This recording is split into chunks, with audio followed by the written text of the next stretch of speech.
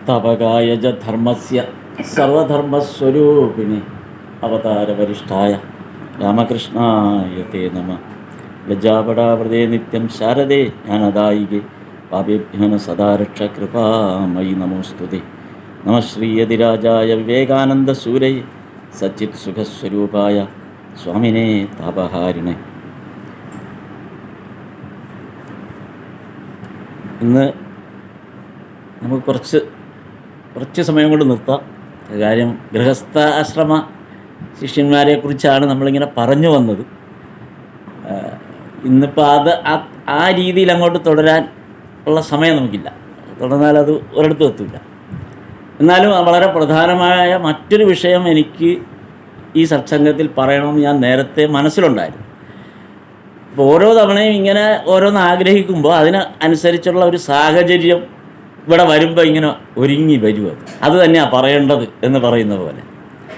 അപ്പോൾ ആദ്യത്തെ ഇത് വന്നത് സ്വാമി ഇവിടെ പറഞ്ഞപ്പോൾ പറഞ്ഞു, അതുപോലെ മാതാജിയും പറഞ്ഞു, അപ്പോൾ നമ്മൾ സത്സംഗത്തിന് വരുമ്പോൾ ആളുകൾ കുറഞ്ഞു വരുന്നു, ആളുകളുടെ എണ്ണം കുറഞ്ഞു വരുന്നു.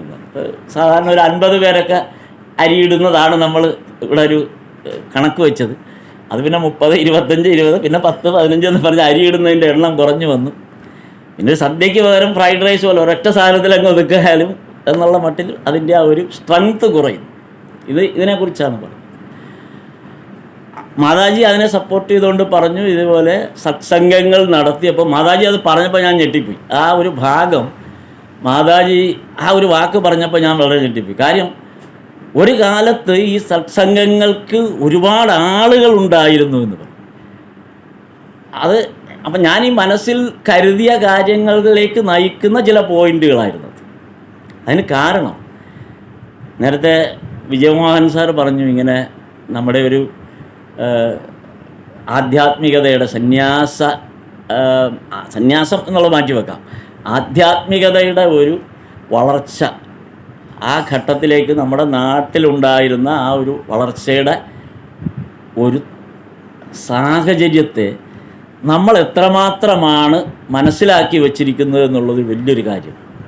എത്രമാത്രമാണ് നമ്മൾ മനസ്സിലാക്കിയിരിക്കുന്നത്, എങ്ങനെയാണ് നമ്മളിപ്പോൾ ഈ 2024 ഇന്ന് തീയതി 28 അല്ലേ, 2024 ഏപ്രിൽ 28 പള്ളിക്കോട്ടെ ഈ ആശ്രമത്തിൽ നമ്മൾ വന്നിരുന്ന ഈ നിമിഷത്തിന് പിറകോട്ട് ചിന്തിച്ചാൽ എവിടെയായിരിക്കും നമ്മൾ ചെന്ന് നിൽക്കുക എന്നൊന്ന് ആലോചിച്ച് നോക്കാം.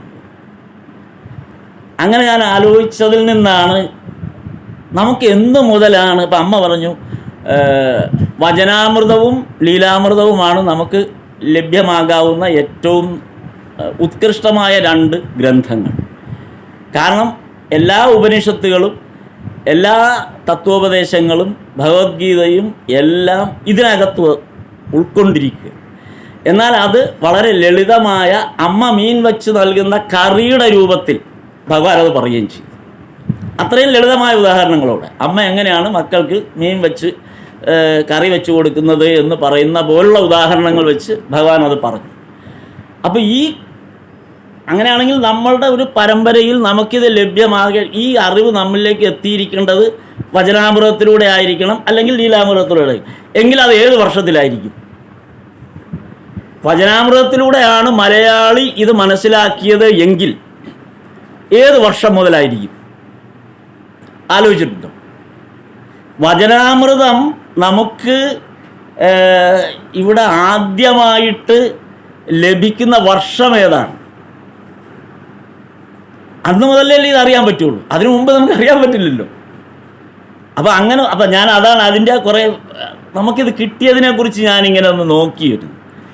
അപ്പോൾ ഈ വചനാമൃതം നമ്മളെ സംബന്ധിച്ച് ആദ്യമായി ലഭിക്കുന്നത് 1968 68 മുമ്പ് സാമാന്യ ജനത്തിന് വചനാമൃതം എന്താണെന്ന് ഗ്രഹിക്കാനുള്ള സാഹചര്യം ഉണ്ടായിരുന്നില്ല. കാര്യം ആദ്യത്തെ പബ്ലിഷിംഗ് ഡേറ്റ് 1968.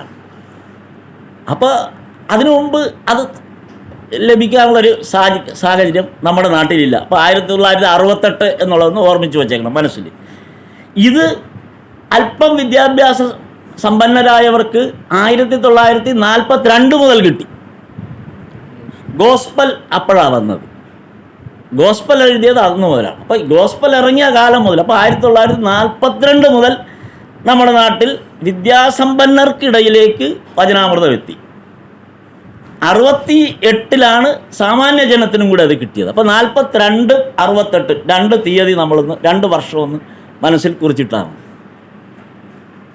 എന്നാൽ അന്നു മുതലാണോ നമ്മൾ ശ്രീരാമകൃഷ്ണദേവൻ്റെ ഭജന ആരംഭിച്ചതും ആരാധന ആരംഭിച്ചതും? അന്നു മുതലല്ല. അപ്പോൾ അതിലേക്കാണ് ഞാൻ ഒന്ന് യാദൃച്ഛികമായി അന്വേഷിച്ചത്. അതിൽ ഞാനൊരു അന്വേഷണം നടത്തി. അപ്പോൾ എൻ്റെ അറിവിലേക്ക് വന്ന ഒരു വിവരം വെച്ചിട്ട് 1910 ആദ്യമായിട്ട് കേരളത്തിൽ 3 സ്ഥലങ്ങളിൽ ശ്രീരാമകൃഷ്ണ സംഘങ്ങൾ രൂപീകൃതമാകും. 1910 അത് തിരുവനന്തപുരത്തും ഹരിപ്പാട്ടും തിരുവല്ലയിലുമായി. 1910. അപ്പോൾ ആലോചിച്ച് നോക്കണം, 1910 ശ്രീരാമകൃഷ്ണ സംഘം രൂപീകൃതമാകും.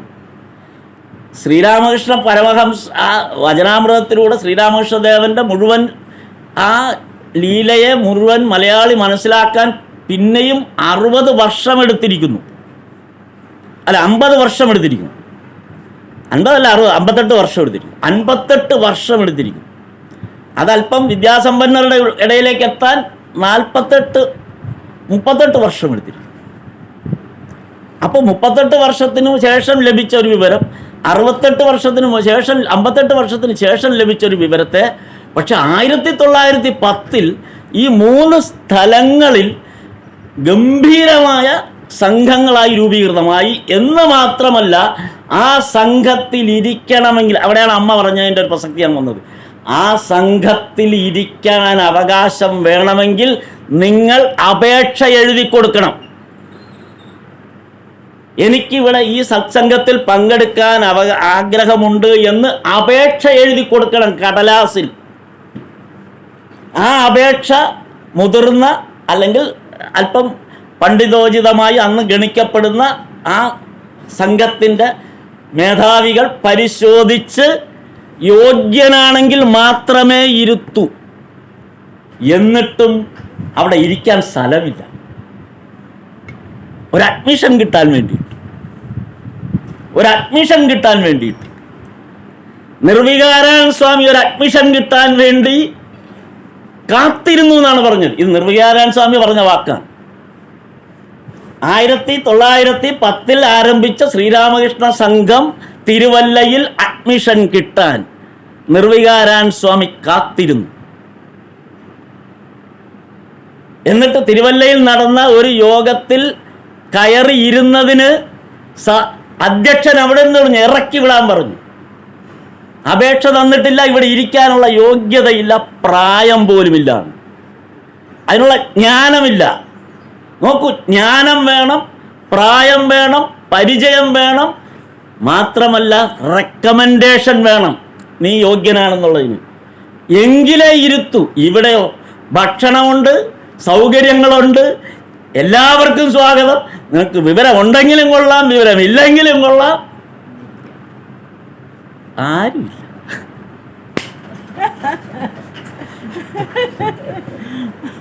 ഇത് 1910 നമ്മുടെ മധ്യ തിരുവിതാംകൂറിൽ നടന്ന സംഭവമാണ്. ഞാൻ വെറുതെ തമാശ പറയില്ല, റെക്കോർഡിക്കലാണ് ഈ സംഭവം. അതിലേക്ക് ഞാൻ വരാം. അപ്പോൾ ഈ 1910 ഇതെന്താ സംഭവിച്ചത് ശരിക്കും? അപ്പോൾ 1910 കേരളമില്ല, ഇത് തിരുവിതാംകൂറാണ്, പിന്നെ കൊച്ചി, മലബാർ. സ്വാഭാവികമായി നമുക്കാർക്കും ഉന്നത പഠനത്തിന് യാതൊരു സാധ്യതയും ഇവിടെയില്ല. തിരുവനന്തപുരം യൂണിവേഴ്സിറ്റി കോളേജ്, അത് രാജാവിൻ്റെ അധീനതയിലുള്ള കോളേജിലൊന്നും പ്രവേശനമൊന്നും എല്ലാവർക്കും കിട്ടില്ല. മാത്രമല്ല നമുക്ക് അവിടെ ആക്സസ് ഇല്ല, മധ്യ തിരുവിതാംകൂറുകാർ. നമുക്ക് പിന്നെ കുറേ കൂടെ ആക്സസുള്ള കൊച്ചി രാജ്യത്തുമായിട്ട് ബന്ധപ്പെട്ട, അവിടെയും ഈ പറഞ്ഞ വിദ്യാഭ്യാസ ഇതൊന്നും വകുപ്പില്ല. മലബാറുകാരെല്ലാം മദ്രാസിനെയാണ് ആശ്രയിച്ചത്. അവരുടെ നാട്, അവരുടെ കേന്ദ്രം എന്ന് ബ്രിട്ടീഷ് മലബാർ എന്ന് പറയുന്നത് മദ്രാസാണ് അതിൻ്റെ തലസ്ഥാനം. അതുകൊണ്ട് അവരെല്ലാം മദ്രാസിലാണ് പോയി പഠിക്കുന്നത്. ഈ ഏറ്റവും ലേറ്റസ്റ്റ് ആയിട്ട് നമ്മൾ കാണുന്ന കാനായി കുഞ്ഞിരാമൻ ഉൾപ്പെടെയുള്ളവരും അങ്ങനെ മദ്രാസിൽ പോയവരാണ്. കാരണം അവിടെ അങ്ങനെ ഒരു ഗുണമുണ്ടായി, മലബാറുകാർക്ക് അങ്ങനെ ഒരു വലിയൊരു നേട്ടം കിട്ടി. അവിടെ വെറുതെ വിട്ടിലടിച്ച് നടന്നവനൊക്കെ വലിയ വലിയ സ്കോളേഴ്സായി മാറി. കാര്യം അവർക്കൊക്കെ ബ്രിട്ടീഷ് മലബാറിൻ്റെ ഒരു ഭാഗമായതുകൊണ്ട് എല്ലാവരും ചുമ്മാ വണ്ടി കയറി അങ്ങ് മദ്രാസിൽ പോവുക, പിന്നെ തിരിച്ചു വരുന്നത് വലിയ സ്കോളേഴ്സായിട്ടാണ്. അപ്പോൾ മലബാറുകാർക്ക് അങ്ങനെ ഒരു സൗകര്യം ഉണ്ടായി. മധ്യ തിരുവിതാംകൂറുകാർക്ക് ഒരു സൗകര്യമില്ലായിരുന്നു. ആ സന്ദർഭത്തിലാണ് ഇവിടുന്ന് ഏതാനും ചെറുപ്പക്കാർ മദ്രാസിൽ പഠിക്കാനായിട്ട് പോകുന്നത്. അങ്ങനെ മദ്രാസിൽ പഠിച്ചുകൊണ്ടിരിക്കുന്ന ആ ചെറുപ്പക്കാർ അതിൽ തിരുവനന്തപുരത്തു നിന്നും ഹരിപ്പാട്ടു നിന്നും തിരുവല്ലയിൽ നിന്നും ഉണ്ടായിരുന്ന കുറച്ച് ചെറുപ്പക്കാർ, അവർ യാദൃച്ഛികമായി മൈലാപ്പൂരിൽ നമ്മുടെ ശ്രീരാമകൃഷ്ണ ആശ്രമത്തിൽ ചെല്ലുന്നു. അത് ചെല്ലാൻ കാരണം അന്ന് രാമകൃഷ്ണാനന്ദ സ്വാമികളാണ് ആ ആശ്രമത്തിൻ്റെ പ്രസിഡൻറ്റ്, അല്ലേ? രാമകൃഷ്ണാനന്ദ സ്വാമി അതിൻ്റെ പ്രസിഡൻ്റാണ്. രാമകൃഷ്ണാനന്ദ സ്വാമികൾ എന്ന് പറയുമ്പോൾ നമുക്കറിയാം, ഭഗവാനോട് സമാധിക്ക് ശേഷം ബാരാനഗറിൽ പ്രതിഷ്ഠ നടത്തിയ ശേഷം ആ ചിത്രം വെച്ച് ആരാധിച്ച സമയത്ത് ഭഗവാന്റെ മുഖത്ത് വിരൽ ചൂണ്ടി പറഞ്ഞു, ഞാൻ മണ്ണ് കുഴച്ച് തരുമെന്ന്. കൊടുക്കാനൊന്നുമില്ല, വേദന കൊണ്ട് പറഞ്ഞതാണ്, നിവേദിക്കാൻ.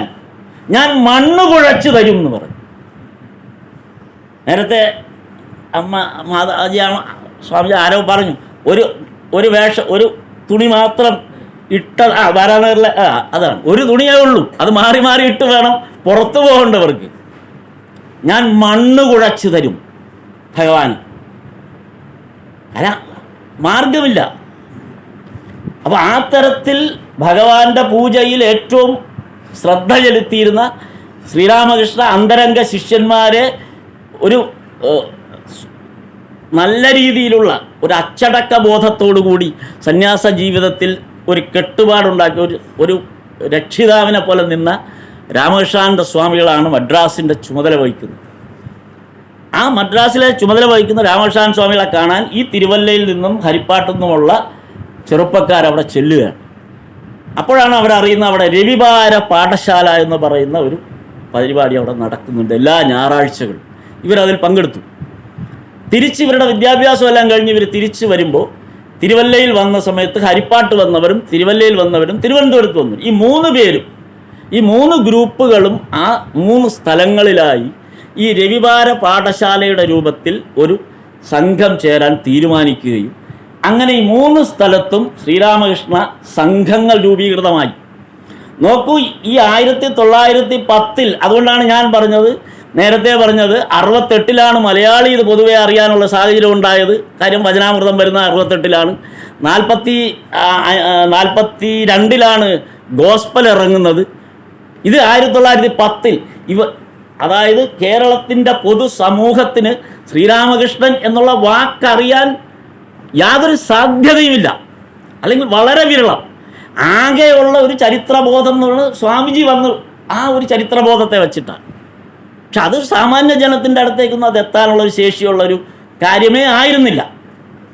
എങ്കിലും കുറേ പേരിലേക്കെങ്കിലും അത്. പക്ഷെ ഒരു പൊതുസമൂഹത്തിൻ്റെ ഇടയിൽ ഒരു സംഘം രൂപീകരിച്ച് ഇന്ന് ഇതെല്ലാം അറിയാവുന്ന തരത്തിൽ ഇന്നത്തെ കാലത്ത് ഇതിനൊന്നും ഒരു ക്ഷാമവുമില്ലാതെ ഈ ജ്ഞാനം മുഴുവനും നമ്മുടെ ചുറ്റും വന്ന് നിറഞ്ഞു നിൽക്കുമ്പോൾ നമുക്കിവിടെ കൂടാൻ 5 പേര് പോലും ഇല്ല.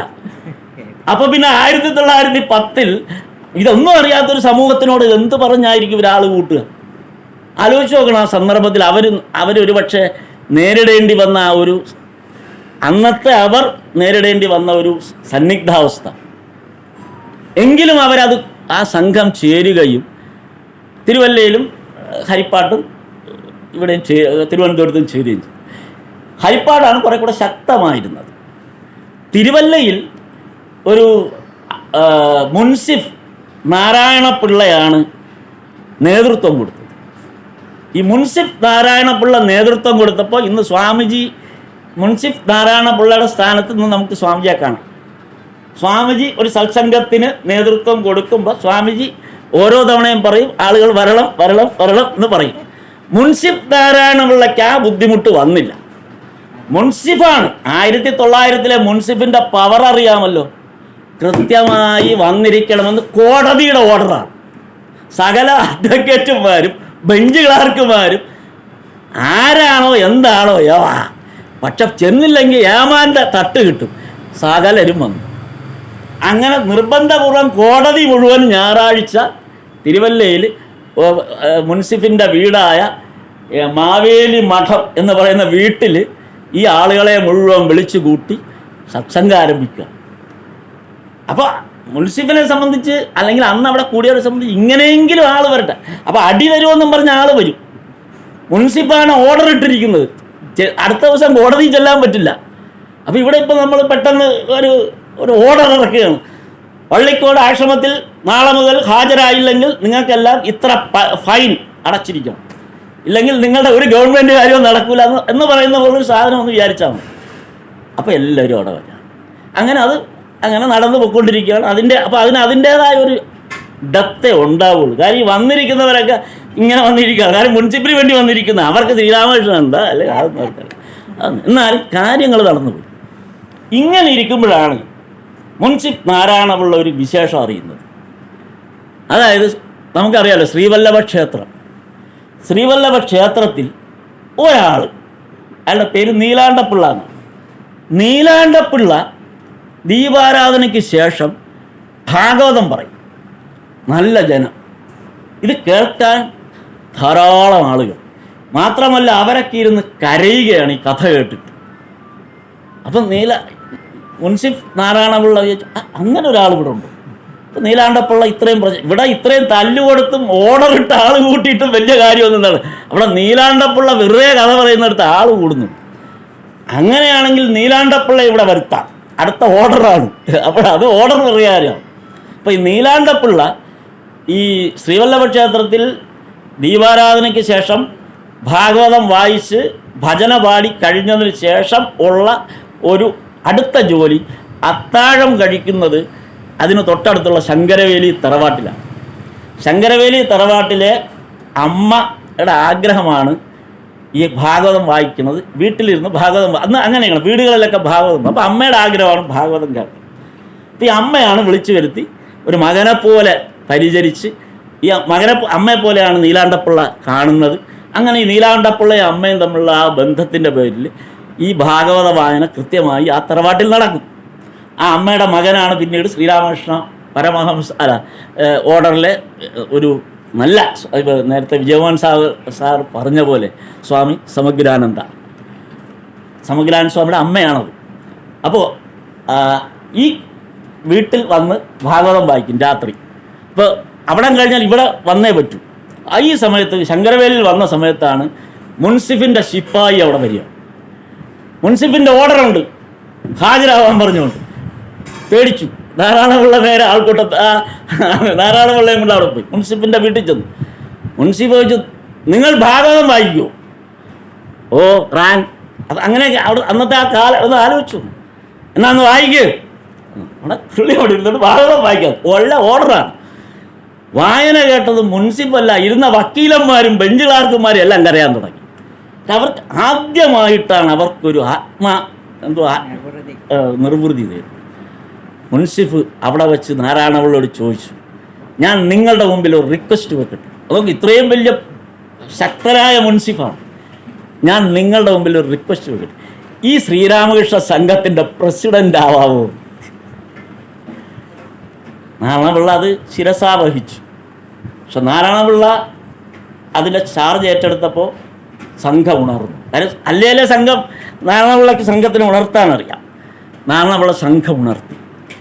നാരായണപിള്ള സംഘം ഉണർത്തിയപ്പോൾ ഇതിനൊരു പ്രവർത്തന ശൈലിയൊക്കെ വരുത്തി. ഇതിലെന്തൊക്കെയാണ് പറയേണ്ടത്, എങ്ങനെയൊക്കെയാണ് വരേണ്ടത്, അതിൻ്റെ എല്ലാ ഘടനകളും വരുത്തി. അപ്പോൾ സാമാന്യ ജനത്തിന് ഇപ്പോൾ ശ്രീരാമകൃഷ്ണദേവൻ്റെ കഥ മാത്രം പറഞ്ഞാൽ അന്നത്തെ ഒരു സാമാന്യ ജനത്തിന് അത് അത്രമാത്രം ഒരു ആത്മനിർവൃതി വരില്ല. അവർക്ക് കുറച്ച് രാമായണം, കുറച്ച് ഭാഗവതം, കുറച്ച് മഹാഭാരതം, ശ്രീകൃഷ്ണനും ഒക്കെ വേണം, എന്നാലേ ഓടിത്തീരുള്ളൂ, ഈ സംഭവം നടക്കുകയുള്ളൂ. അപ്പോൾ അതുകൂടെ ആഡ് ചെയ്തുകൊണ്ട് അവസാനം നല്ല ഒരു സംഘമായി അത് ഡെവലപ്പ് ചെയ്ത് വരിക. അങ്ങനെ ഈ സംഘം ഇവിടെ വിജയകരമായി പോയി. ഈ സമയത്ത് അപ്പോഴേക്കും ഒരു വർഷം ഏതാണ്ട് 1910-നും 11-നും ഇടയ്ക്കാണ് ഇത് വന്നിരിക്കുന്നത്. 11-ന് ഹരിപ്പാട്ട് സംഘക്കാരൊരു തീരുമാനമെടുക്കുന്നു, നമുക്കിത് ഇത്തവണത്തെ ഭഗവാന്റെ ജന്മോത്സവം ഹരിപ്പാട്ട് സംഘത്തിൻ്റെ ആഭിമുഖ്യത്തിൽ നടത്തണം. ഇപ്പോൾ ഫെബ്രുവരി ഏത് വരും, ഫെബ്രുവരി 17 അല്ലേ? ഫെബ്രുവരി 17 ഭഗവാന്റെ ജന്മ ഉത്സവം ഹരിപ്പാട്ട് നടത്തും. അപ്പോൾ അതിനാരെ വിളിക്കണം? ഒട്ടും സംശയം വേണ്ട. കാര്യം നമുക്കിവിടെ ഇതിന് പ്രചോദനം തന്നത് രാമകൃഷ്ണൻ സ്വാമികളാണ്. മദ്രാസിൽ ചെന്ന് രാമകൃഷ്ണൻ സ്വാമികളെ വിളിക്കാം. അങ്ങനെ ഈ സംഘം നേരെ ഹരിപ്പാട്ടിൽ നിന്ന് രാമകൃഷ്ണൻ സ്വാമികളെ കാണാൻ മദ്രാസിൽ ചെല്ലുന്നു. രാമകൃഷ്ണൻ സ്വാമികൾ വരാമെന്ന് ഏൽക്കുന്നു. പക്ഷെ സമയമായപ്പോൾ രാമകൃഷ്ണൻ സ്വാമികൾക്ക് സുഖമില്ലാതായി. അപ്പം ഈ വിവരം രാമകൃഷ്ണൻ സ്വാമികൾ ഹരിപ്പാട്ടെ സംഘത്തെ അറിയിച്ചു. എന്നിട്ട് പറഞ്ഞു, എനിക്ക് പകരം എന്നേക്കാൾ ശക്തനായ ഒരാളെ ഞാൻ നിങ്ങൾക്ക് വേണ്ടി അയച്ചു തരാം. അങ്ങനെ വന്ന ആളാണ് നിർമ്മലാനന്ദ സ്വാമി. അന്ന് അദ്ദേഹം ബാംഗ്ലൂരിലായിരുന്നു.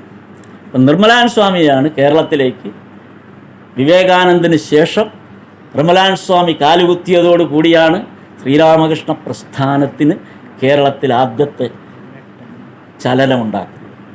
ഫെബ്രുവരി 18 അപ്പോൾ 17 തീയതി എറണാകുളം സ്റ്റേഷനിൽ വന്നിറങ്ങുകയാണ് നിർമ്മലാനന്ദ സ്വാമി. ഇവരിവിടുന്ന് ആദ്യമേ പണം അയച്ചു കൊടുത്തു. അതാണ് ഇന്ന് നമ്മളിവിടെ വന്നപ്പോൾ പറഞ്ഞ സത്സംഗത്തിൻ്റെ, അതാണ് എല്ലാം കണക്റ്റഡാണ്. കാര്യം ഇപ്പോൾ സ്വാമിയോട് ഇന്ന് ഇന്ന സ്ഥലത്തേക്ക് പ്രഭാഷണത്തിന് ചെല്ലണമെന്ന് പറഞ്ഞിട്ടുണ്ട് ചമ്പക്കൽ. സ്വാമി അതാണ് ഇങ്ങനെ ഒരുങ്ങി പിടിച്ചിങ്ങനെ ഇരിക്കുന്നത്. ഈ വിളിച്ച ആൾ സ്വാമി എങ്ങനെ വരുമെന്നൊന്നും ഒന്നും ആലോചിച്ചിട്ടില്ല. അത് സ്വാമിയുടെ ചുമതലയാണ്. എന്നെയും വിളിച്ചിട്ടുണ്ട്. ഞാൻ വന്ന് വിചാരിച്ച് സ്വാമിയുടെ കൂടെ പോകാമല്ലോ എന്നാണ്. അപ്പോൾ സ്വാമി ബൈക്ക് ഓടിച്ചങ്ങ് പോവുകയാണ്. പിന്നെ ഞാനും ഇനി ഹെൽമെറ്റൊക്കെ വെക്കാൻ പോകണം, അല്ലെങ്കിൽ പിന്നെ സ്വാമിക്കാണ് പ്രശ്നം. അപ്പം ഈ വിളിക്കുന്നവർക്ക് ഒരു ഉത്തരവാദിത്വവും ഇല്ല. പക്ഷെ 1911 വിളിച്ചവർ സ്വാമി അവിടെ പുറപ്പെടുന്നതിന് മുമ്പ് ഇത് ക്ഷണിച്ച സന്ദർഭത്തിൽ 40 രൂപ അയച്ചു കൊടുത്തു. 40 രൂപയാണ് അയച്ചു കൊടുത്തത് അല്ലേ? അപ്പോൾ ഇവർ റെയിൽവേ സ്റ്റേഷനിൽ അപ്പോൾ 40 രൂപ കൊടുത്താൽ അവിടുന്ന് ആർഭാടമായിട്ട് വരാം. അന്നത്തെ കാലത്ത് അന്ന് ട്രെയിനിൽ first class, second class, third class. അപ്പോൾ ഫസ്റ്റ് ക്ലാസ്സിൽ വരാം. അതിനുള്ള തുകയൊക്കെ അതിനകത്തുണ്ട്. ഭക്ഷണത്തിനുള്ള തുകയൊക്കെ അതിനകത്ത് കൊടുക്കും. 40 രൂപ എന്ന് പറഞ്ഞാൽ ചെറിയ തുകയൊന്നുമല്ല അന്നത്തെ കാലത്ത്. ഇന്നത്തെ 40,000 വിലയാണ്. അങ്ങനെ ഇവർ എറണാകുളം സ്റ്റേഷനിൽ ഫസ്റ്റ് ക്ലാസ് ഇതിലേക്ക് ഇങ്ങനെ നോക്കി നിൽക്കുകയാണ്. നോക്കുമ്പോൾ അവസാനത്തെ തേർഡ് ക്ലാസ്സിൽ നിന്ന് സ്വാമി ഇറങ്ങി വരുന്നു. നടന്ന് ഇറങ്ങി വന്ന് ആദ്യം ചെയ്തത് ആ ട്രെയിൻ ടിക്കറ്റിന് തേർഡ് ക്ലാസ്സിന് ഉപയോഗിച്ച കാശും ഒരു നേരം കഴിച്ച ഭക്ഷണവും ഒഴിച്ച് ബാക്കി പൈസ സംഘാടകരുടെ തിരിച്ചു. അതാണ് ആദ്യമായി നിർമ്മലാനന്ദ സ്വാമി ഇവിടെ വന്നപ്പോൾ ചെയ്ത ആദ്യത്തെ കാര്യം. അവിടുന്ന് പിന്നെ ആലപ്പുഴയിലേക്ക് ബോട്ടിലാണ് കൊണ്ടുവരുന്നത്. ബോട്ടിൽ 16 തീയതി ബോട്ടിൽ വന്നിട്ട് അവിടെ ആലപ്പുഴയിലൊരു സത്സംഗം നടത്തി. അവിടെ നിന്നാണ് പിന്നീട് വള്ളത്തിൽ ഹരിപ്പാട്ട് വരുന്നത്. അങ്ങനെയാണ് 18 തീയതി ജന്മോത്സവം നടത്തുന്നത്. അന്ന് ഈ ജന്മോത്സവം നടത്തിയപ്പോൾ സ്വാഭാവികമായി തിരുവനന്തപുരത്തുനിന്നും നമ്മുടെ തിരുവല്ലയിലുള്ള ഈ സംഘാംഗങ്ങളും ഇവിടുത്തെ പ്രസിഡൻ്റായ നീലാണ്ടപ്പിള്ള എല്ലാം കൂടെ അവിടെ ചെല്ലുന്നു. നീലാണ്ടപ്പിള്ള നേരെ കണ്ടമാണെന്ന് തന്നെ സ്വാമിയുടെ കാലിലേക്ക് അങ്ങ് ആർത്തലച്ചു വീണു. നിരഞ്ജാൻ സ്വാമി നിർമ്മലാനന്ദ സ്വാമി അറിയാതെ ഉറച്ച് നാമം ജപിക്കും പോലെ വിളിച്ചു, ഭക്തൻ ഭക്തൻ ഭക്തൻ എന്ന് വിളിച്ചു. അന്ന് മുതൽ നീലാണ്ടപ്പിള്ള നീലകണ്ഠ ഭക്തനായി മാറുകയാണ്. ആ നീലകണ്ഠ ഭക്തനാണ് പിന്നീട് പുരുഷോത്തമാനന്ദ സ്വാമികളായി വസിഷ്ഠ ഗുഹയിൽ ജീവിച്ച ആ വലിയ ഋഷിവര്യൻ ആയി മാറിയ ആളാണ്. അതവിടെ നിൽക്കട്ടെ. അപ്പോൾ ഈ നീലാണ്ട ഭക്തനായി മാറുന്നു. തിരിച്ചു വന്നതോടുകൂടി സ്വാമിയെ കണ്ട ആ ഒരു വലിയ വികാരത്തോടുകൂടി തിരുവല്ലയിലെ പ്രവർത്തനം പിന്നെയും ശക്തമായി മാറുകയാണ്. അപ്പോൾ അന്നത്തെ അവിടുത്തെ സത്സംഗം കഴിഞ്ഞപ്പോൾ നോക്കൂ, 40 രൂപയാണ് ട്രെയിനിന് അയച്ചു കൊടുത്തത് യാത്രാക്കൂലി. അന്നത്തെ സത്സംഗം കഴിഞ്ഞപ്പോൾ അവിടുത്തെ ഒരു അഡ്വക്കേറ്റാണ്, അദ്ദേഹത്തിൻ്റെ പേര് ഞാനിവിടെ കുറിച്ച് വയ്ക്കും, ചിലത് മറന്നു പേരൊക്കെ.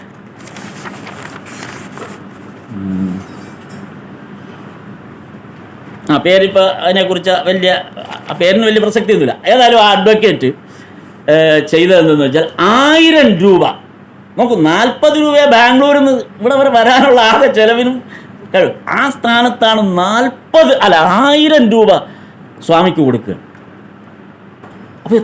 അപ്പോൾ ആ തുക എത്രയാണെന്ന് 1910 1000 രൂപയുടെ വലിപ്പം ഒന്ന് ആലോചിച്ച് നോക്കും. ഒരു 5 ലക്ഷം രൂപ കൊടുത്ത പോലെയാണെന്ന് നമുക്കിപ്പോൾ വേണമെങ്കിൽ കണക്കാക്കാം. സ്വാമി അത് വാങ്ങിച്ചിട്ട് തിരിച്ച് ആ ഭക്തന് തിരിച്ചു കൊടുത്തു. അദ്ദേഹത്തിന് തിരിച്ചു കൊടുത്തിട്ട് പറഞ്ഞു, ഇത് കയ്യിൽ സൂക്ഷിക്കണം, ചിലവാക്കരുത്, ഇതെനിക്ക് ആവശ്യം വരും. പിന്നീട് 12 വന്ന് ഹരിപ്പാട്ട് തറക്കല്ലിടുമ്പോൾ ഇടാനായിട്ട് വന്ന സന്ദർഭത്തിലാണ് നിർമ്മലാനന്ദ സ്വാമി പറഞ്ഞു 1000 രൂപ തരാൻ പറഞ്ഞു. അങ്ങനെയാണ് ഹരിപ്പാട്ട് ആശ്രമം നിർമ്മിക്കപ്പെടുന്നത്. അപ്പോൾ ഈ ഹരിപ്പാട്ട് തറക്കല്ലിടാൻ വരുന്നതിന് മുമ്പ് തിരുവനന്തപുരത്താണ് ഇറങ്ങിയത്. അതായത് 12 വന്നു, 1 വർഷം കഴിഞ്ഞു. അപ്പോൾ 12 തിരുവനന്തപുരത്ത് വന്ന് അവിടുത്തെ സത്സംഗക്കാർ, അപ്പോൾ ഹരിപ്പാട്ടുകാർ വാർഷികം നടത്തിയതിൻ്റെ വാശിക്ക് തിരുവനന്തപുരം നടത്തുകയാണ്. ഇപ്പോൾ 2ാമത്തെ സംഘമാണ്, അവർ വാർഷികം ഒരു ഉത്സവം നടത്തുകയാണ്. അപ്പോൾ അതിനാണ് വന്നത്. വന്നപ്പോൾ ഹരിപ്പാട്ടുകാർ അവരവെല്ലാം പറഞ്ഞതാണ് ഞങ്ങളിവിടെ തറക്കല്ലിടും. അപ്പോൾ ഇതെല്ലാം തിരുവല്ലക്കാർ കേട്ടുകൊണ്ടിരിക്കുകയാണ്. അപ്പോൾ തിരുവല്ലക്കാർ നമുക്കൊന്നും ചെയ്യാനില്ലല്ലോ, എന്തായാലും നമുക്ക് ഇവിടെ ഒരു വാർഷികം നടത്തണം. അപ്പോൾ ഹരിപ്പാട്ട് തറക്കല്ലിടാൻ വരുന്ന സമയത്ത് ദയവായി സ്വാമി തിരുവല്ലയിൽ വന്ന് ഒരു പ്രഭാഷണം നടത്തണമെന്ന് അന്നത്തെ തിരുവല്ലയിലെ സംഘക്കാരെല്ലാം കൂടെ തീരുമാനിച്ചു, ഒരാളെ ഏൽപ്പിച്ചു. ഇത് തിരുവനന്തപുരത്ത് നിന്ന് ആരോട് പറയണം? നിർമ്മലാനന്ദ സ്വാമിയോട് പറയണം വരുമ്പോൾ, അതായത് ഹരിപ്പാട്ട് വരുമ്പോൾ തിരുവല്ലയിലും കൂടെ വരാനായിട്ട്. ഈ പോയ ആൾ ഇവർ ഒന്നും പറയാത്തൊരു കാര്യം അവിടെ ചെന്ന് ഇത്തിരി കയറ്റി അടിച്ചു. ഹരിപ്പാട്ടുകാർ തറക്കല്ലിടും. സ്വാമി തിരുവല്ലയിൽ തറക്കല്ലിടാനുള്ള സ്ഥലമൊക്കെ ആയിട്ടുണ്ട്, തറക്കല്ലിടണമെന്ന് പറഞ്ഞു. ഇവിടെ സ്ഥലം പോയിട്ടൊന്നുമില്ല. ഈ പുള്ളി പോയി തിരിച്ചു വന്നിട്ട് പറഞ്ഞു, ഞാൻ ഇങ്ങനെ ഒരു കടുങ്കൈ പറഞ്ഞു പോയി, തിരുവല്ലയിലും തറക്കല്ലിടണം, അതിനുള്ള എല്ലാ ഒരുക്കങ്ങളുമായി എന്ന് പറഞ്ഞിട്ടുണ്ടെന്ന്. ഇവരാകെ വാ വിളിച്ചു പോയി. ഇവിടുത്തെ ഈ പുരുഷോത്തമൻ സ്വാമി ഉൾപ്പെടെയുള്ളവരാണ് ആകെ വിഷമിച്ചു. എവിടെ പോയി തറക്കല്ലിടും? ആശ്രമത്തിന് തറക്കല്ലിടുക എന്നൊക്കെ പറഞ്ഞാൽ ചെറിയ കാര്യമൊന്നുമല്ലല്ലോ. അങ്ങനെ ഇവർ എന്ത് ചെയ്യണമെന്ന് അറിയാതെ അന്നത്തെ പാലിയേക്കര കൊട്ടാരത്തിലെ രാമവർമ്മ തമ്പുരാൻ്റെ അടുത്ത് ചെന്നിട്ട് ഇങ്ങനെ അബദ്ധം പറ്റി പറഞ്ഞു പോയി, സ്വാമി വന്നാൽ ഞങ്ങൾക്ക് സ്ഥലം കാണിക്കണം. അങ്ങനെ അദ്ദേഹം കരുമാലി കൊട്ടാരം എന്ന് പറയുന്ന സ്ഥലത്ത് 15 സെൻറ്റ് സ്ഥലം പാട്ടമായിട്ട്, സൗജന്യമാണ്, പാട്ടമായിട്ട് ആശ്രമത്തിന് തറക്കല്ലിടാനും ആശ്രമം പണിയാനായിട്ട് എഴുതി കൊടുത്തു. അങ്ങനെയാണ് അവിടെ ആശ്രമം തറക്കല്ലിടാനുള്ള സന്ദർഭം. നിർമ്മലാനന്ദ സ്വാമി അവിടെ വരുന്നു, ആനയിച്ച് അവിടുത്തെ തറക്കല്ലിടൽ കഴിഞ്ഞ് നേരെ തിരുവല്ലയിൽ വരുന്നു. തിരുവല്ലയിലെ സമ്മേളനം കഴിഞ്ഞ് തറക്കല്ലിടുന്നു. ആ തറക്കല്ലിട്ടതിന് ശേഷം 1913 തിരുവല്ലയിലെ ആശ്രമം പൂർത്തിയാകുന്നു. അപ്പോൾ ആ തരത്തിലാണ് നമ്മുടെ മധ്യ തിരുവിതാംകൂറിൽ 1913 ഒരാശ്രമം ഹരിപ്പാട്ടും തിരുവല്ലയിലുമായിട്ട് നിർമ്മിക്കപ്പെടുന്നത്. നോക്കൂ, ശ്രീരാമകൃഷ്ണദേവനെക്കുറിച്ചോ വചനാമൃതത്തെക്കുറിച്ചോ ആ മഹാലീലയെക്കുറിച്ചോ ഒന്നും അറിയാത്തൊരു സമൂഹമാണ് അപ്പോൾ ഉണരുന്നത് പതുക്കെ. ഇന്ന് നമുക്കതെല്ലാം അറിയാം, കാണാപ്പാഠം പഠിക്കാനുള്ള എല്ലാ സംവിധാനങ്ങളും. ഇന്ന് ഗൃഹസ്ഥാശ്രമ ശിഷ്യന്മാരെ കുറിച്ചൊക്കെ നമ്മൾ വാദോരാതെ ഇവിടെ പ്രഭാഷണം നടത്തുന്നത് അവരുടെ മുഴുവൻ കഥ ഇന്ന് നമുക്ക് കയ്യിൽ കിട്ടുന്നതുകൊണ്ടാണ്. ഓരോരുത്തരുടെ കഥയും ഗിരീഷ് ചന്ദ്ര ഘോഷിനെ ഇന്ന് നമുക്ക് നന്നായിട്ടറിയാം, നമ്മളിൽ ഒരാളായിട്ടറിയാം. ബൽറാം ബസുവിനെ നമ്മളിൽ ഒരാളായിട്ടറിയാം. ഓരോരുത്തരെയും നമ്മളിൽ ഒരാളായിട്ടറിയാം. എന്തുകൊണ്ടാണ്? നമുക്കതെല്ലാം കിട്ടാനുള്ള ഇൻഫർമേഷൻ ടെക്നോളജി എന്ന് പറയുന്നത് ഇന്നത്തെ കാലത്ത് ഏറ്റവും വികാസം പ്രാപിച്ചപ്പോൾ വിജയമോഹൻ സാർ പറഞ്ഞ പോലെ തലച്ചോറ് കൊണ്ട് മാത്രമായി നമ്മുടെ പ്രവർത്തനം. മനസ്സിൽ നിന്ന് നമുക്കിതെല്ലാം നഷ്ടപ്പെട്ട് നമ്മൾ വെർട്ടിക്കലാകേണ്ട നമ്മൾ പെർപെൻഡിക്കുലറായിട്ട് ഹൊറിസോണ്ടലായിട്ട് മാറി. ഇന്ന് ഹൊറിസോണ്ടലായി കുനിഞ്ഞു നിൽക്കുന്ന ആളുകളാണ് നമ്മൾ. അതിന് കുനിഞ്ഞു നിൽക്കുക എന്നുള്ളതുണ്ട്. വെർട്ടിക്കലായി തലയുയർത്തി നിൽക്കാനുള്ള മനുഷ്യൻ്റെ ആ ഒരു അഭിമാന ബോധം നഷ്ടപ്പെട്ടിട്ട് നമ്മളിപ്പോൾ ഹൊറിസോണ്ടലായി കുനിഞ്ഞു നിൽക്കുകയാണ്. ആ അവസ്ഥയിലേക്ക് നമ്മൾ എത്തിയത് ഈ ഇൻഫർമേഷൻ നമുക്ക് കിട്ടിയിട്ട്, ഈ ഇൻഫർമേഷൻ ടെക്നോളജി നമ്മൾക്ക് കിട്ടിയിട്ട് ഈ കാലഘട്ടത്തിൽ ഈ ആധ്യാത്മികതയെ ഉൾക്കൊള്ളാൻ നമുക്ക് കഴിയുന്നില്ല. ഇതൊന്നും കിട്ടാൻ ഒരു സാധ്യതയുമില്ലാത്ത, ഇതൊന്നും കിട്ടാത്ത ഒരു കാലത്ത് ഈ മധ്യ തിരുവിതാംകൂറിലും ഹരിപ്പാട്ടും തിരുവനന്തപുരത്തും എല്ലാം ശ്രീരാമകൃഷ്ണ പ്രസ്ഥാനത്തിന് വേരോടിയത്, അന്ന് ഇതിനു വേണ്ടി ചുക്കാൻ പിടിച്ചത്, അന്ന് അതിന് കൂടിയവർ, ഒരപേക്ഷ കൊടുത്ത് ഈ കസേരയിൽ ഒന്ന് ഇരുന്നോട്ടെ എന്ന് ചോദിക്കാൻ പുറത്ത് ക്യൂ നിന്നവർ, ആ പാരമ്പര്യത്തിൽ നിന്നാണ് നമ്മളിവിടെ വന്ന് നിൽക്കുന്നത്. നമ്മൾ നാണം കെടണ്ടേ ഇനി ഈ അവസ്ഥയിലിരിക്കുമ്പോൾ? വേണ്ടേ? നമുക്കൊരു നാണക്കേട് തോന്നണ്ടേ? അത് മാറുക എന്നുള്ളതാണ് ഏറ്റവും പരമപ്രധാനം. കാരണം അതേ നിർമ്മലാനന്ദ സ്വാമി നിർമ്മിച്ച അല്ലെങ്കിൽ പടുത്തുയർത്തിയ മധ്യ തിരുവിതാംകൂറിലെ ആ ഒരു ആധ്യാത്മിക ജ്യോതിസിൻ്റെ ഒരു കൈവിളക്കാണ് വള്ളിക്കോട്ടേക്കും വന്നിരിക്കുന്നത്. അപ്പോൾ വള്ളിക്കോടിന് തീർച്ചയായിട്ടും അതുപോലുള്ള വലിയൊരു പ്രാധാന്യമുണ്ട്. അതുകൊണ്ട് ഇനി ഒരിക്കലും നമുക്ക് ആളില്ല എന്നുള്ള ഒരു തോന്നൽ ഉണ്ടാകരുത്. അതിന് നമ്മൾ ചെയ്ത അന്ന് ഈ നീലകണ്ഠ ഭക്തനെ പോലുള്ളവർ അല്ലെങ്കിൽ നാരായണപിള്ളയെ പോലെ ഉണ്ടായിരുന്ന ആളുകൾ, അന്നത്തെ സാധാരണ മനുഷ്യർ എങ്ങനെയാണ് ചെയ്ത് അവർക്ക് ഓരോ വ്യക്തിക്ക് ചുറ്റും ഒരു സത്സംഗം രൂപീകരിച്ചു. ഒരു വ്യക്തി ഒരു സത്സംഗത്തിലേക്ക് അല്ല വരേണ്ടത്. ഒരു സത്സംഗം കഴിയുമ്പോൾ ഒരു വ്യക്തിക്ക് ചുറ്റും ഒരു സത്സംഗം ഉണ്ടാകണം. അങ്ങനെ സത്സംഗം ഉണ്ടായില്ലെങ്കിൽ ഈ സത്സംഗത്തിന് വിലയില്ല. നമ്മുടെ ഇവിടെ സംഭവിക്കുന്നത് സത്സംഗത്തിലേക്ക് നമ്മൾ വരുന്നു, നമ്മൾ പോകുന്നു. അതാണ് വിജയൻ സാർ വീണ്ടും ആ കാര്യം പറഞ്ഞത്. അങ്ങ് പാല് തിളയ്ക്കുന്ന പോലെ തിളച്ച് പൊന്തി അങ്ങേറ്റത്തെത്തുന്നു, കഴിയുമ്പോൾ തീരും. അതുകൊണ്ട് ഓരോ ഘട്ടത്തിലും നമുക്ക് ചുറ്റും ഓരോ വ്യക്തിക്ക് ചുറ്റും ഒരു സത്സംഗമുണ്ടെങ്കിൽ ആ സത്സംഗങ്ങളുടെ ഒരു സംയോജനം ഈ ആശ്രമത്തിൻ്റെ ഉള്ളിലുണ്ടാകും. നമുക്ക് ആധ്യാത്മിക ഉന്നതി ഉണ്ടാകും എന്ന് മാത്രം, അങ്ങനെ ഉണ്ടാകണേ എന്ന് നമ്മുടെ പൂർവ്വസൂരികളെ സ്മരിച്ചുകൊണ്ട് ഇന്നത്തെ വാക്കുകൾ ഉപസംഹരിക്കുന്നു. ഭഗവാന്റെ പാദത്തിൽ സമർപ്പിക്കുന്നു.